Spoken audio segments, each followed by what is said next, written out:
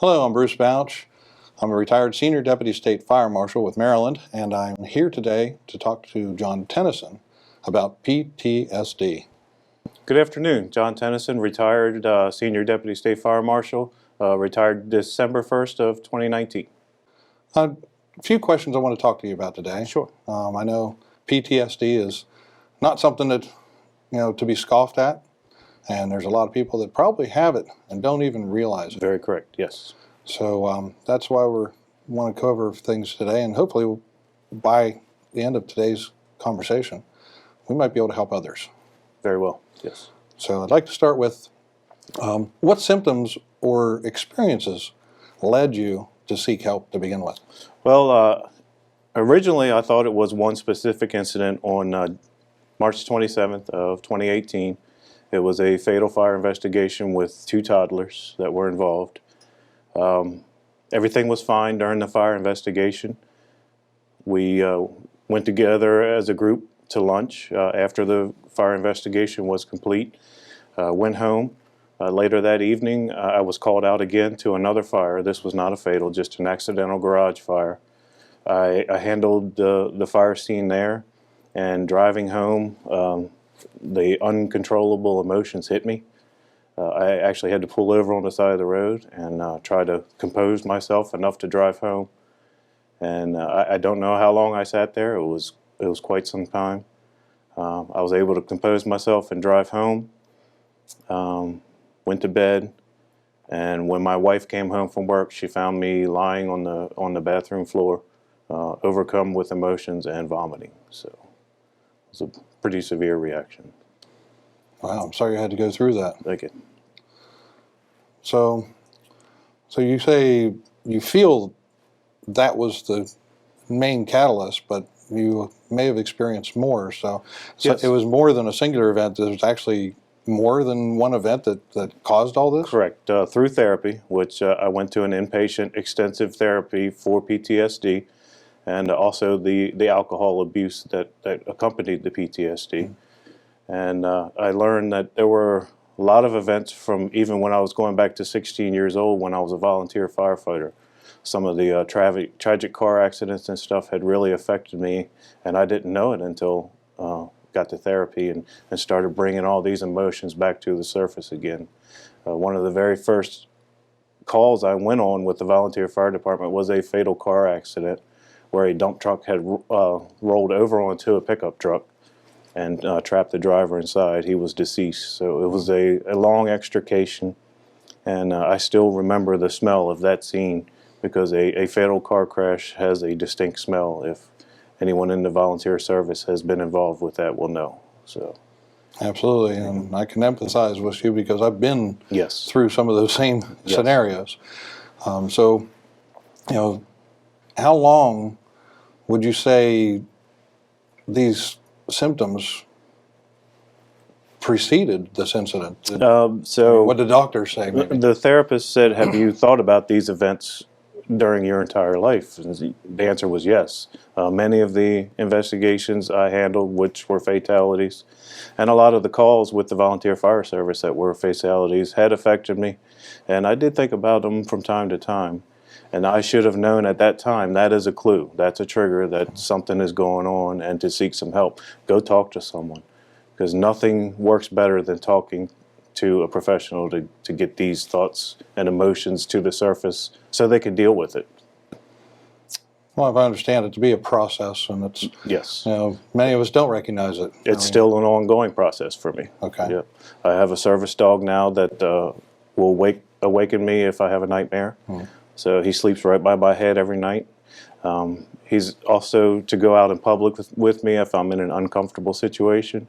But I'm trying to wean myself off of that now and just use him for the nightmare portion of his care right now. So excellent. Yeah. So you feel that progress is going well for you? I feel I'm doing much better every day, I think. So yes. Excellent. Congratulations with that. Thank you. So where did you find help? I mean, was a single resource or multiple resources that you took advantage of? Well, it started with my wife finding me in the bathroom. She actually called my direct supervisor and notified him. And I think this is somewhere we can improve in the process, because I feel my direct supervisor, he was doing everything he could to help me, but I don't think he knew exactly which avenues to pursue and how to start the process. So to his credit, he did a fantastic job for being thrown into that environment, but I think better better supervisor training could actually enhance getting someone help a little bit faster. Okay, and not only supervisor training, but everyone training. Correct. Yes. You know, so that the rest of us can, recognize that if we see that in Yes. someone. So that would be important. So I can definitely understand that. And myself as well, I didn't really know how to ask for help. Like I said, my wife did that. So, and there's the stigma out there, the embarrassment. I was embarrassed as well that I was having this reaction. So I don't know what would have happened if my wife didn't initiate the process. So I'm glad she did. She was looking out for me. So. Well, from what you mentioned earlier, you mentioned about alcohol, so that was basically a coping mechanism for you. Well, I've always been a beer drinker. That was no secret, and it's no secret now. But after these incidents, it exploded to a point where it was severe. So I found this location in Texas called Warrior's Heart. They only treat military, firefighter, EMS personnel. So I asked to go to that facility. I was declined by Workman's Comp. So I contacted my own personal insurance, and they paid for me to go. So. Okay. Well, it sounds like Workman's Comp needs to have a, Yes. a little bit more better understanding too. So you're obviously hesitant to talk to someone. Is there any other deeper reason as to why, other than embarrassment? The embarrassment. One thing that really affected me is how it affected my coworkers. My region was already shorthanded at the time, and me being out it affected their lives. It increased their workload. So that was another reason I was hesitant to say anything. I wanted to stay, in the working environment to help out, and it just got to the point where I could no longer do it. So. And I actually remember that time frame from up in headquarters, and so I do remember that affecting the rest of the group. But they did well. They managed to get through, and they pulled resources from other regions and made things happen. So that's what we do as a family. Yes. Did you understand the full scope of PTSD when you were first diagnosed? Absolutely not. I knew nothing about it. So it's been a big learning experience. Absolutely, yes. And when I was contacted to assist with this program, I would jump at the chance to try to help someone else. So it's near and dear to my heart, and anything I can do to help, I would like to do. So. What are some misconceptions you had about it? I'll be honest. When I first started my career, we talked about another deputy that had left for mental reasons from an incident, and I made fun of him as well. So karma came around to bite me in the butt. So it's that type of conception of PTSD that makes you hesitant to bring it forward. You think of it as a weakness? Absolutely, yes. Right. Yes. But not anymore. No. No. It's real. Yes. How has your support network grown since your diagnosis? Well, I went to the facility in Texas. Still in touch with some folks from the State Fire Marshal's office, checking on me from time to time. Oh, that's good. Yep.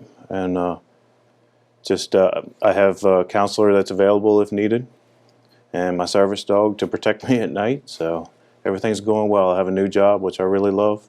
Excellent. And actually, the biggest weight from the shoulders is when I retired. I knew I wouldn't have to deal with that type of incident any longer.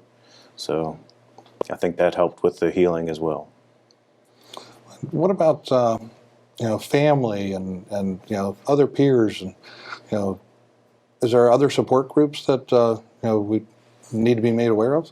My family was fantastic. Obviously, when the alcohol abuse became severe, it put a huge strain on our marriage, but we worked through it, and I haven't had a bit of alcohol since June of last year. So, congratulations. Yes, thank you.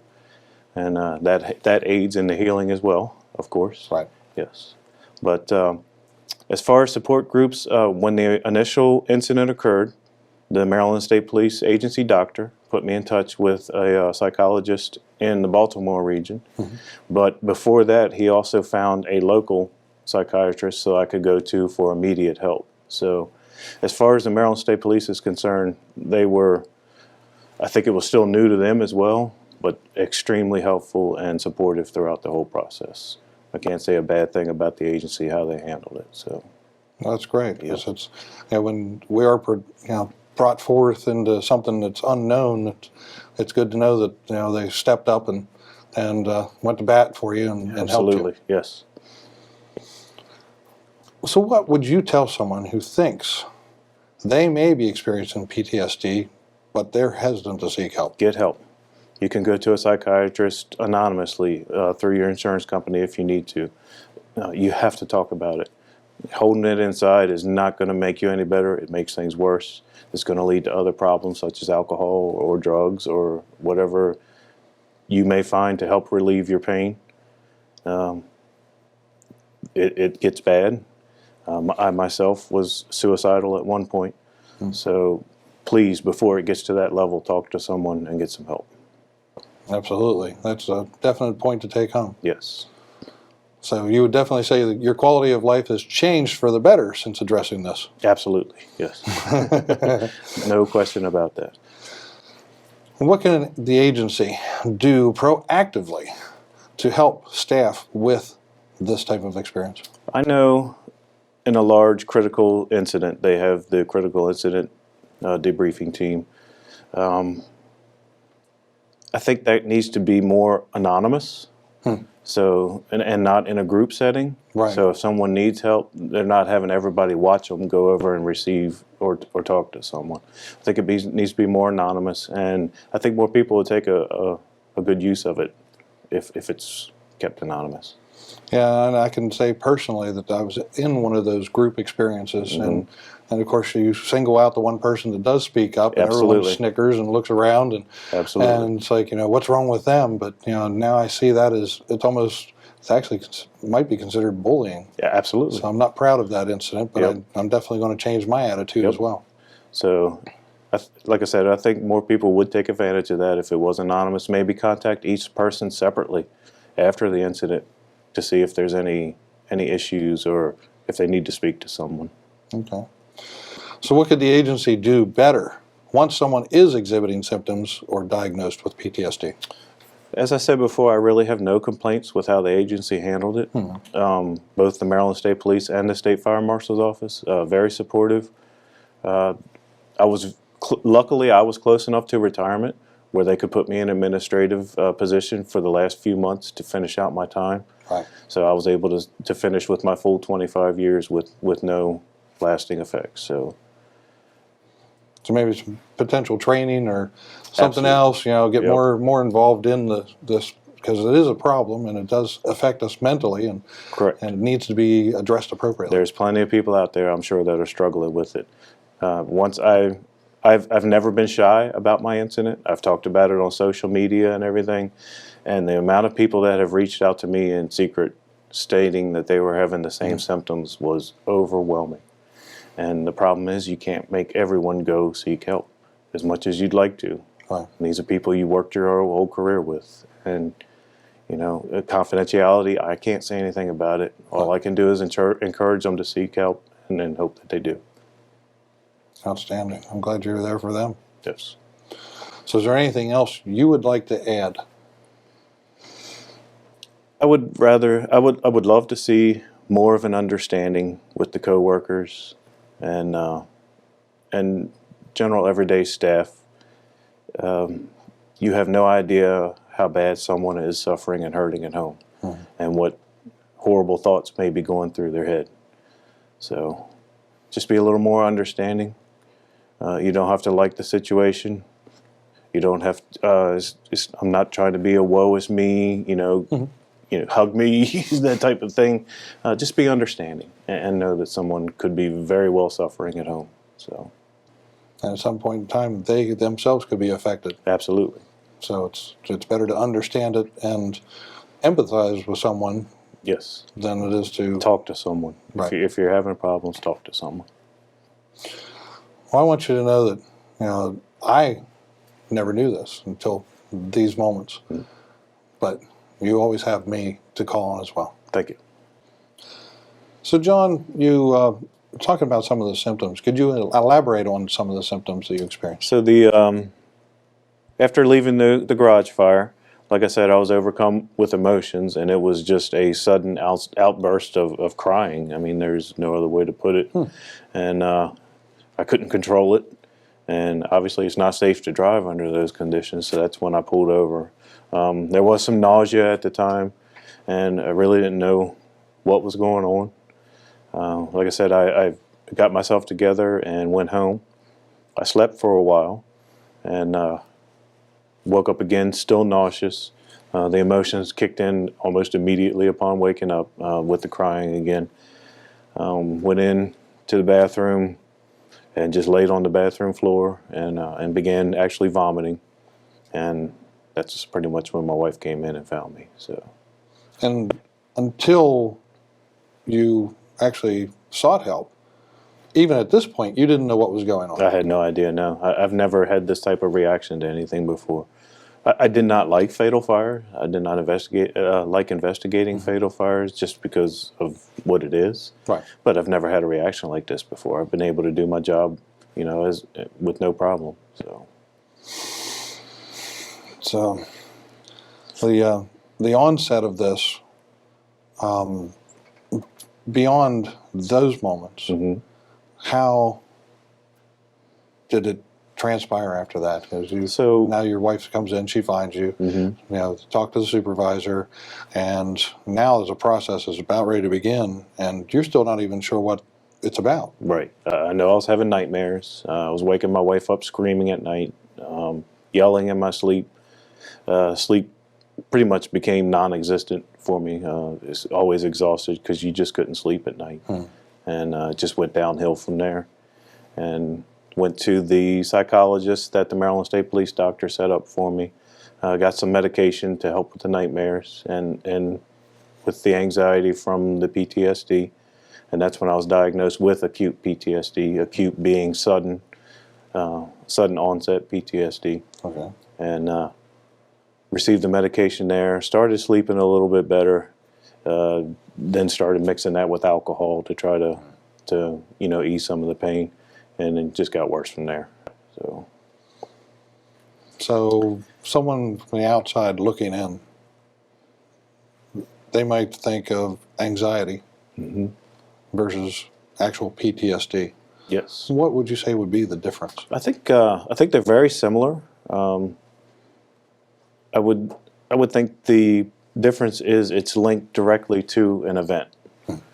So I know anxiety can be linked to an event, but it tends to, once you're out of that element, it tends to go away.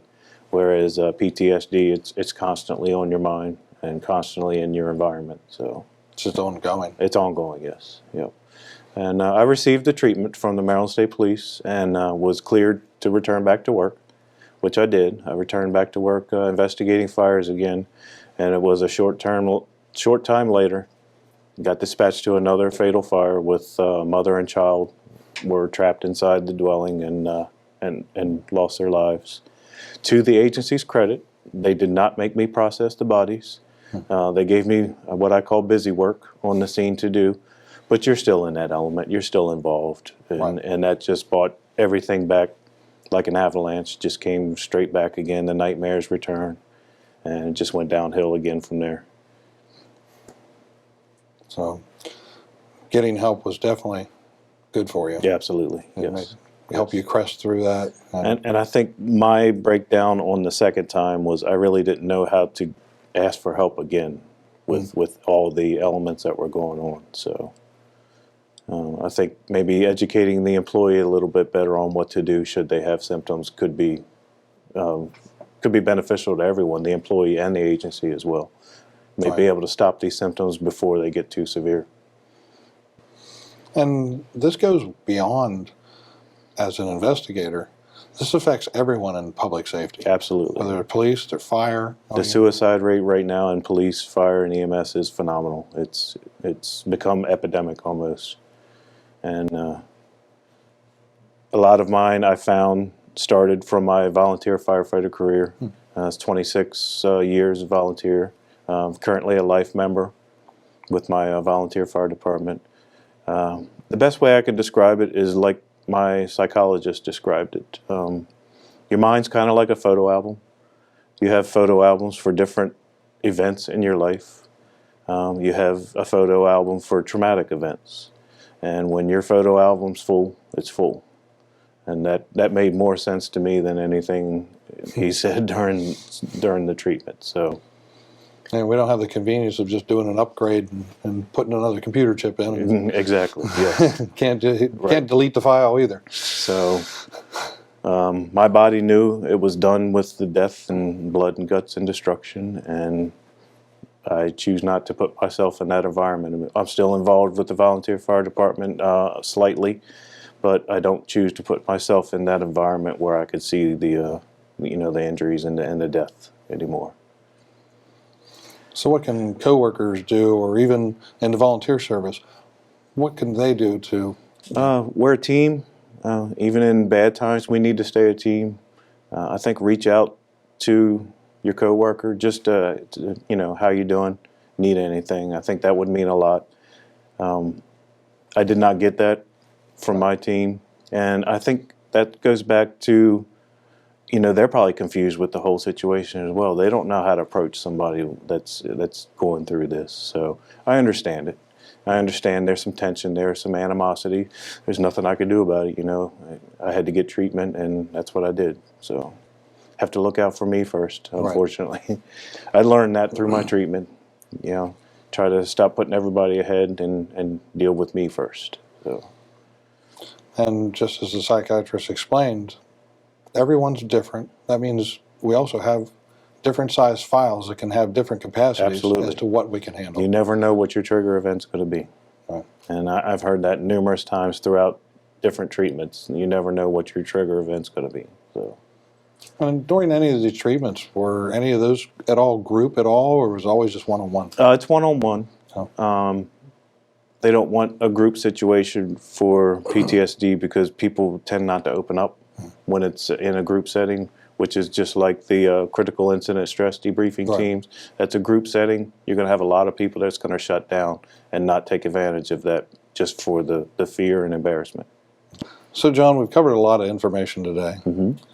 I'd like to bring it down to more of a summary of all the experiences. What should be a trigger to anyone either experiencing it or someone on the outside looking at someone? What should be a trigger for them to help them get that help they need? Well, I think if you think about one specific incident or numerous incidents over and over and over again, such as driving through an area where a bad incident occurred, if it triggers emotions, or such as I was watching television with my wife, and a television commercial came on that had a fire scene on it, and I broke down with uncontrolled emotions again. Wow. Just unexpectedly. So if you're having that type of reaction or thinking about an event that happened years ago and it comes back over and over again, talk to someone. You have to talk to someone. That is not normal. And I learned through my therapy that is not normal to continuously bring that event up in your mind. So talk to someone. Don't be embarrassed. Get the help. Take care of yourself. And for someone that is on the outside looking at that individual, when should they feel compelled to do something about it? It kind of depends on the relationship you have with that person, but I think anyone that notices a problem can bring it to their attention. You might have to do it diplomatically, depending on your relationship with that person. But in the case of my wife, it was something's not right. What's your supervisor's phone number? So actually, she went and got my phone and got his phone number. So, just talk to someone. And I think the stigma is releasing some in the world over PTSD. There's a little bit more understanding about it, and that it is a severe condition. So I hope that continues, and with training like this, hopefully we can bring it to the forefront and have a much better awareness about it. Sorry. And what people usually associate PTSD with is veterans that are returning Correct. from their service, and it goes well beyond that. It's Yes. It's anyone that has any type of trauma in their life, especially if it's any repetitive. traumatic event. Yes, and volunteer fire or firefighting service, EMS, police. We're ordinary people doing extraordinary jobs, and we see things that most humans don't have to deal with. So, or don't want to deal or with. don't want to deal with. Correct. So, it's there's nothing to be ashamed of to talk to someone and get help.